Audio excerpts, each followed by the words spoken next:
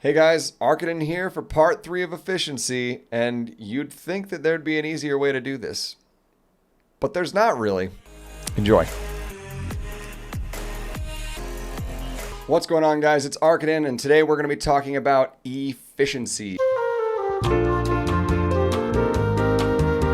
For Spirit Altar, there's only one real efficient way to do Spirit Altar, and that's make sure that you have the right pet and make sure that you have it like with all the S abilities that you can get, so you can get as many extra runes as you can. At a later stage in the game, after you've kind of moved forward and you don't really need a whole bunch of these all the time, but you will have to use them for every character, but like not. You're not necessarily working on all the SC characters and all this, like all those specialty changes and all those other things that are heavy Spirit Altar requirements. You'll find that like you don't feel like you need them as often, but you still like need them a lot. And best way to do it, they usually do it's not every time, but usually every month-ish, they'll give us a buff for a hunt buff, and they'll give us a Spirit Altar buff, and then they'll give us an experience buff when doing adventures. Best time to be farming in the Spirit Altar, you get in and you do your one daily. That's efficient because you need it for your daily. But beyond that, you just don't farm Spirit Altar unless it's a hunt day, because you get double the amount that it says that drops. Twice that much will actually show up in your inventory. When you get to the end screen, it will actually give you twice as much as what actually dropped. So knowing that you can get literally a 100% increase on it, just there's no reason to even farm this unless there's a buff up. Believe it or not, there is actually efficiency to the Abyss as well. When you look at the Abyss tokens, you get 3 every single day completely for free. So you'll notice up here, it's at 0 out of 3 for me right now, but these Abyss Guide betas end up showing up every single day, 3 of them. And depending on where you're at in the Abyss will allow you to purify. So purifying the Abyss will give you more stigma and more gold every day, and that number of how much stigma and how much gold goes up based on what floors you've completed. So if you're in the beginning of the game, you can spend leifs like we were talking about in the store earlier to buy like 2 more of these each day. But unless you're in a hurry, like to really get to the end, it's actually super inefficient to spend any of that energy that you could have gotten from that leif on any of this at all. That said, when you're climbing, you also want to make sure that you get your 3 in that day. And if you can't get in 3 floors that day, get in as many floors as you can, and then remember to purify the rest of the floor. By doing this, you're going to get yourself maximum yield on, like, if I can complete something, cool, I get the completion rewards for it, and then I'll purify the rest of my tokens. If I can't get anything done today, I'll just purify all outright. Both of those things ultimately equal more gold or more dogs or more penguins, which ultimately equals more gold for you as well too. So just do that. Make sure that you're purifying this Abyss every single day. Talking about hunts, you've got Wyvern Hunt, Golem Hunt, Banshee Hunt, and Azumanic Hunt as of right now. I know they're in the process of coming up with a new hunt that's on its way, but it has not come out yet, so can't really speak to it at the moment. But it should have similar type things that we'd be talking about when we talk about that particular one as well too. Basically, for me, speed gear goes the longest way.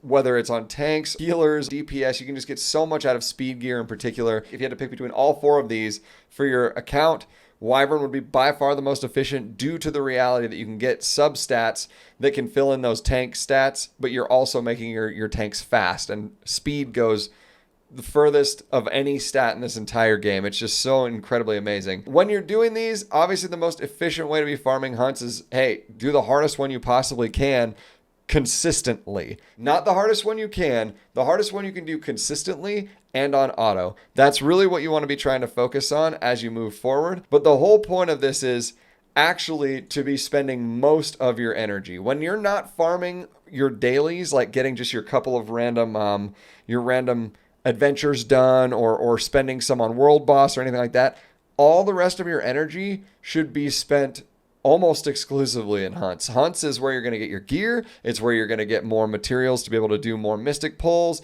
more everything. It's got more everything in this. All in all, this particular area is best on a hunt buff day. When they put in a hunt buff, you actually get to increase your gold yield as well as how many of these talons that you and crafting materials that you would end up picking up from each one of these individual bosses. That's the kind of stuff that allows you to actually craft gear and continue to build your characters forward. So this is your bread and butter content at the end of the game, and this is where you're going to spend almost everything that you have that would be after your dailies are done. Mostly I say after your dailies are done because once your dailies are done, then you know that you're not out of energy for the day. You can grab all of your friendship energy, you can grab all of your conquest energy, you can grab all of your energy from the side event, and then you can just like plow through as many of these as possible. It's going to give you so much more gold than anything else when you factor in the gold for selling the equipment you don't need, plus the gold you actually get, and then you actually then can use that gold as well on the crafting materials. So very, very efficient place to be farming. When it comes to efficiency in the Labrynth, it's going to depend on what stage of the game you're at. So most efficient things you can do at the beginning of the game are making sure that you're using your Labrynth compasses every single day and making sure that you're going through and moving at least a little bit further forward in the story of each individual one. I would suggest looking at maps, finding out where all of the gear drops are, because the gear drops are by far the most helpful things that you'll get in like early game for how easy going through these are. So big suggestion would be, look up the maps for those. That's gonna give you the most efficient ways to get through them without wasting too many Labrynth tokens to do it. Once you hit end game, I would say biggest things that are super efficient, as long as you have one every single day, you'll want to jump into Tyrrell Castle and go to Area 1. Just bring any team and then just kind of boost yourself to the top right-hand corner and go down to Hoochie's shop. Making sure to go to Hoochie's shop every single day is completely free. You don't have to worry about clicking on chests or making sure that anything gets like all the way through. None of that matters. It doesn't matter. Your whole point is talk to Hoochie, talk to him, pick up whatever things are good from his list. Most of the time for me, that's going to be charms, bookmarks, potentially catalyst, but usually I'll leave the catalyst. But charms and bookmarks are so huge to pick up from him, and he usually has some of those every single day. So worth it to drop in. Once you pick those up, you make sure that you yield out. You don't finish the area. You yield out. You'll keep all the things you bought from Hoochie's shop, but you won't gain any of the experience, which is why it doesn't matter what team you bring in. But do that every day. I do that as part of my dailies. It's incredibly efficient for making sure that you always have charms, which you do really need. The other thing that you want to use these compasses for is after you've completed Nixie's Sanctum, which is the most recent, like areas 4 and 5, which have some incredible level 78 gear. But once you've completed those and you're working on raid, normal difficulty every single week, I'll use again usually 6 total compasses, which you get 7 for free a week because there's obviously 7 days and you get 1 per day. You should take about 6 to be able to do it 3 times. If you do it 3 times, you can usually kill all 5 bosses. Your goal is to be able to go in there and get more ancient coins, more artifact charms that you can get from the shop. All of those things are going to be the main reason you go in. Also, every time you kill a boss, you have a chance to potentially get a galaxy bookmark. So if you get to 5 of those after several weeks, that's just more chances to be able to give you chances to grab another 5-star character. ML5s are, again, super good in this game. So even just going in for just the extra resources, it costs you nothing extra than what you're already being given in a week. Make sure you take advantage of that. That's huge. Also, in Hell difficulty, when you do that normal, you'll be able to get 1 of these malicious bug charms, which you get from killing the queen. If you kill the queen every single week, you'll also get 1 extra malicious bug charm. There's only 5 bosses to kill in Hell difficulty, and Hell difficulty you absolutely want to be doing because you want to be getting as many level 88 pieces as you can. So you want to make sure that you go in. It takes 1 of these to go in for every entry, and you can only kill 1 boss for every malicious bug charm that you use. So that means it takes 5 of those per month to actually do the entirety of Hell difficulty. That one resets monthly. Make sure you're doing that one, because if you don't do it 1 month and then you decide, I'll do all 5 of them next month, well, that's great, but you just missed potentially X amount of pieces the month before, and now you're only going to be able to get the ones from just this month. It's insanely inefficient to not do it. Make sure if you can kill those bosses, you get it done as fast as you can and you kill those bosses. It's easy gear. For auto tower, efficiency comes in the time of month that you do it. Lately, it's been a little bit spotty as to whether or not Smilegate will do a hunt buff that has extra gold attached to it, like extra gold percentage gain attached to it or not. It also feels kind of bad on a hunt day to be spending your time in auto tower, but it's pretty worth it if you can just like slam through the auto tower as fast as possible. Most efficient character you can take for Automaton Tower is going to be Arbiter Vildred, just because he can literally go through like floor 90 plus literally on his own because of just the way that when he dies, he'll just come back and continue to do damage. He also does a ton of AoE damage, so just phenomenally efficient character for it.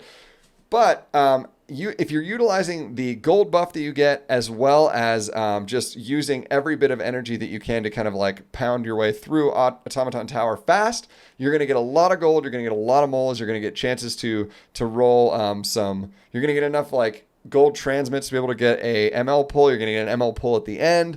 There's just so much that you end up getting from Automaton Tower. So to be efficient with it, best to do it on a day where you have a gold buff. Best to also do it with a character that can crush it through fast, so you don't have to waste a ton of time.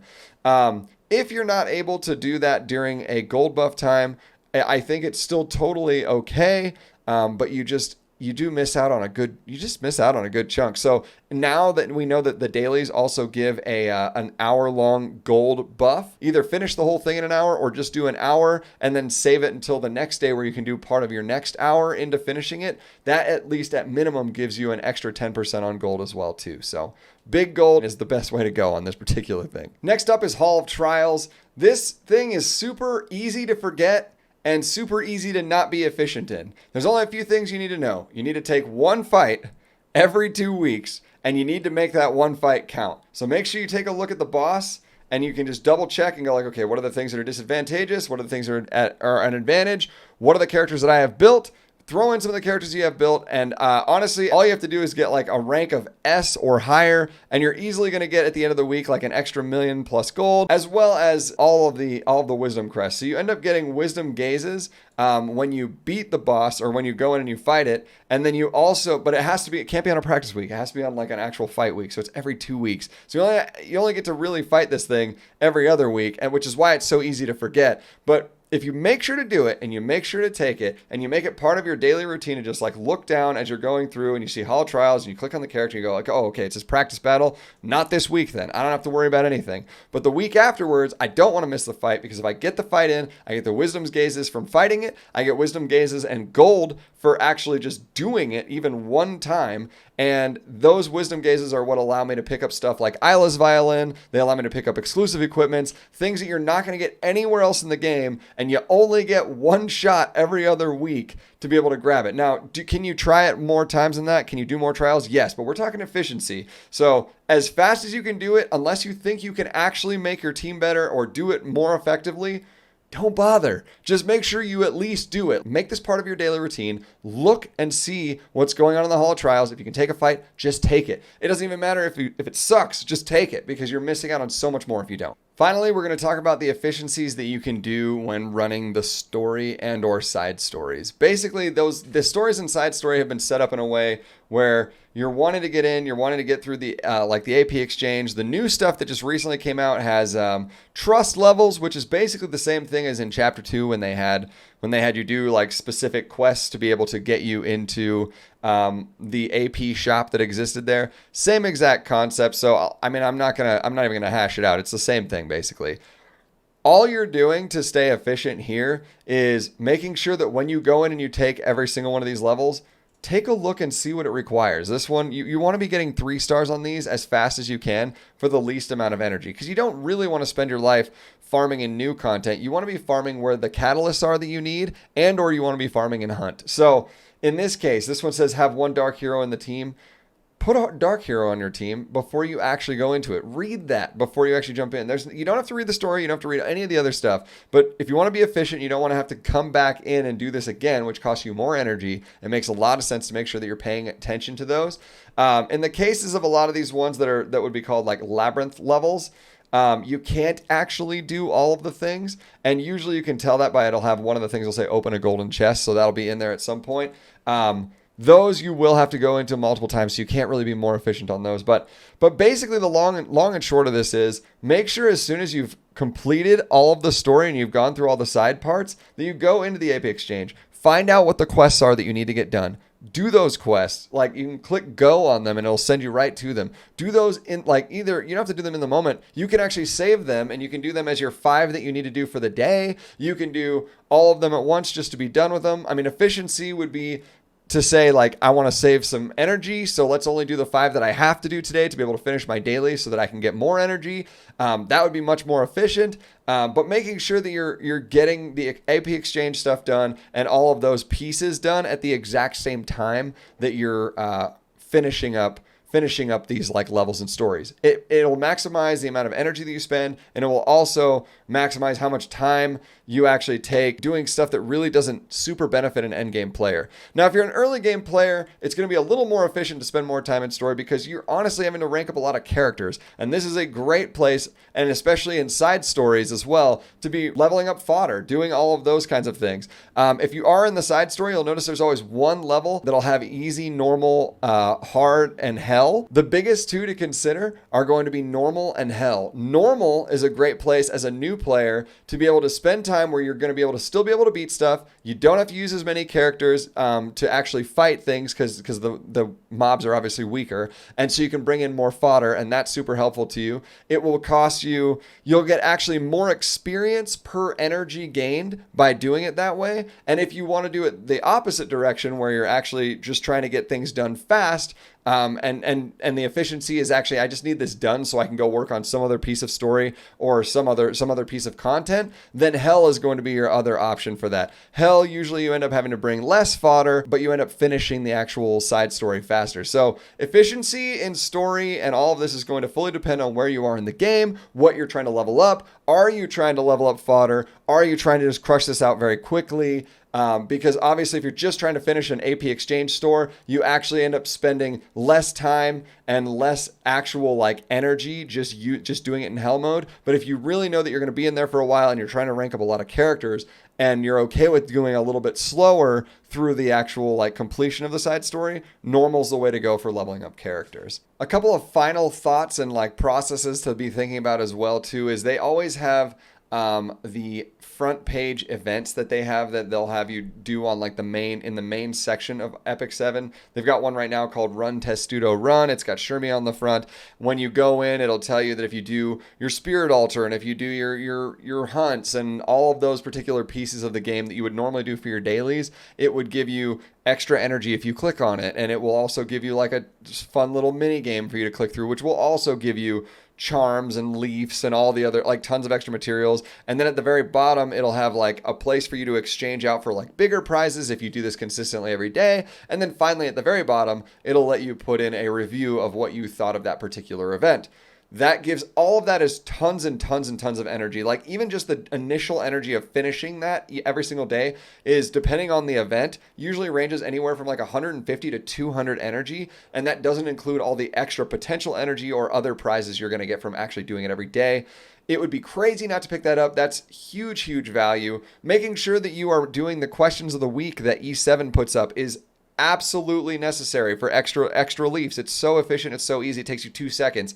Watching either their live streams, or if you're like me, sometimes you don't get a chance to watch it. Somebody will post, hey, here was the survey, and then I can use that survey, and then I can also get some leifs that way. There are so many ways to be able to get as much energy, as much like long-term like hideable energy in leifs and stuff that you can kind of hold on to be able to be ready for like those hunt events and to be able to save up for. There's so many ways to be incredibly efficient in this game. It's amazing. And so As somebody who loves efficiency, I would love to hear from you guys. Make sure you guys like, comment, subscribe on this video. Let me know what you guys think of this entire series. What you guys like wish that I had either maybe mentioned or maybe mentioned some stuff that, hey, could just be valuable to somebody. Let's try and keep everything civil, guys. You guys are amazing and you guys do such a good job of that anyways. But it's like, it's always nice to be able to like have like a real conversation with people as opposed to, I don't like that. You know what I'm saying? So anyways, dudes, we'll see you in the next video. Have a wonderful rest of your day.